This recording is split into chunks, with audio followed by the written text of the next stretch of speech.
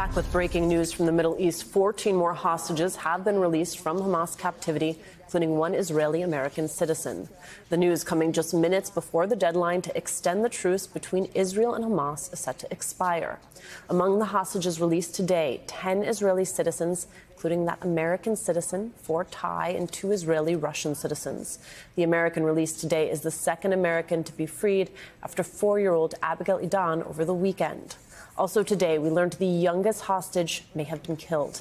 The Israeli Defense Forces said it is evaluating a statement by Hamas that 3 hostages, including 10-month-old Kiefer and his 4-year-old brother Ariel and their mother, Cherie, were both killed by Israeli airstrikes. NBC News is not able to verify this claim. Right now, the Israeli cabinet is meeting to discuss extending the ceasefire. Let's bring in NBC News correspondent David Noriega in Tel Aviv. David, what can you tell us about those 14? Hi, Alicia. Yeah, seeing those 14 hostages released means that this additional day of the ceasefire is officially back on track. There was a longish period of time this evening where things were eerily quiet. We saw the release of those 2 dual Russian-Israeli nationals, which Hamas indicated were released outside of the framework of the agreement in a gesture of goodwill towards Russian President Vladimir Putin. Now we know that this additional group of hostages has been released. There are 10 Israeli citizens, 4 Thai nationals. Very importantly, within that group of 10 Israeli citizens, there is 1 American citizen. That is very significant. However, there are still more American citizens captive inside Gaza, which means we can expect the U.S. to continue exerting diplomatic pressure to ensure that the ceasefire is extended further and those hostages get out. Alicia? Let's talk about that, David. What can you tell us about the internal tensions within the Israeli government regarding a ceasefire? Yeah, the Netanyahu government is facing different competing pressures from a few different directions. On the one hand, there is, as I just mentioned, diplomatic pressure from the United States, as well as the other nation states involved in these negotiations, such as Qatar and Egypt, to keep this ceasefire going. The U.S. wants to see it go as long as necessary to get the hostages out. Qatar actually wants to see it become the beginning of a permanent truce. Domestically, including from within his own government coalition, Netanyahu is facing significant pressure from the parties that form the far-right fringe of that coalition. They said just today that if Netanyahu made any kind of deal for an indefinite ceasefire with Hamas, they would leave the government immediately, therefore causing the coalition to collapse. Netanyahu is very unpopular. He's not just facing pressure from the right. He's facing pressure from, what is technically his left, but we could describe more as the center or center-right.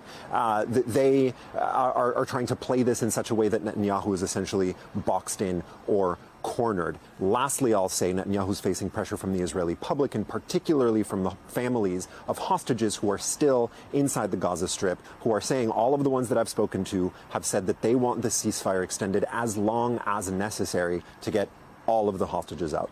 Alicia? And we have heard over and over again just how effective those families have been in pressuring the government. David, earlier today, the World Health Organization, they warned that given the attacks on Gaza's health system, more people could die from disease than bombings. I want you to take a listen to what one doctor had to say. When I speak with colleagues, doctors, surgeons in Gaza, that's what they say. They say, we don't have the words to describe the suffering. They have no clothes for warmth. They have no access to clean water. There are reports of starvation as people queue for hours for a tin of sardines.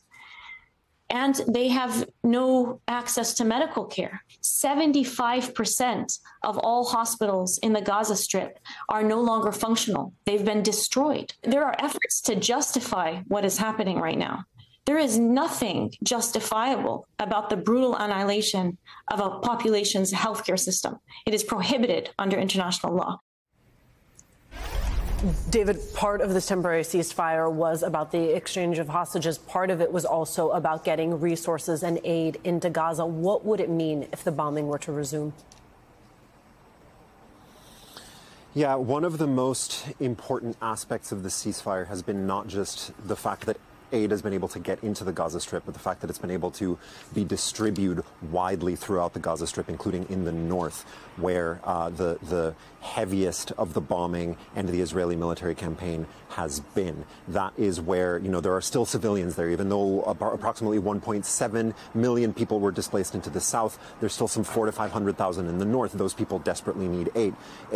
That World Health Organization report was eye-opening because I think not only did the ceasefire allow for the entry and distribution of aid, it also allowed for a little bit of the stepping back and assessment of the knock-on effects of the devastation that we're seeing, right? We were so focused for such a long time on just the immediate consequences of the bombing and the fighting, the deaths, the people trapped under the rubble, the deaths of women and children. Now, professionals, people who are assessing this professionally are starting to ask themselves, what will it mean that so much infrastructure has been destroyed, that so many hospitals have been rendered inoperable, that so many people are without homes and crowded together in camps without proper shelter. The consequences of this, I think, are going to be difficult to measure, difficult to understand for probably years to come.